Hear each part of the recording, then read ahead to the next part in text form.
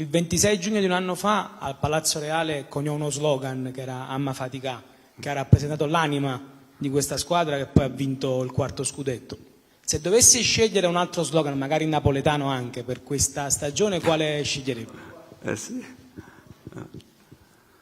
Ma guarda, io appena finito il campionato mi avevano chiesto, no, del discorso dell'Amma Fatica, ha detto Amma Fatica again.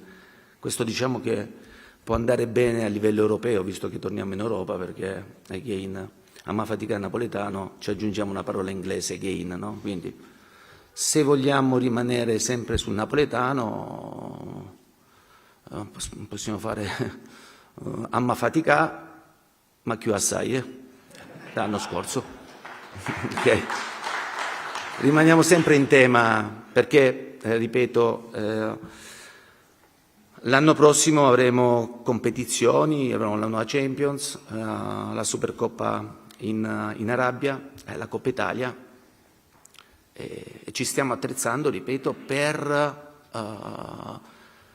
competere e cercare di rendere orgogliosi noi stessi, al tempo stesso rendere orgogliosi tutti i nostri tifosi. Ecco.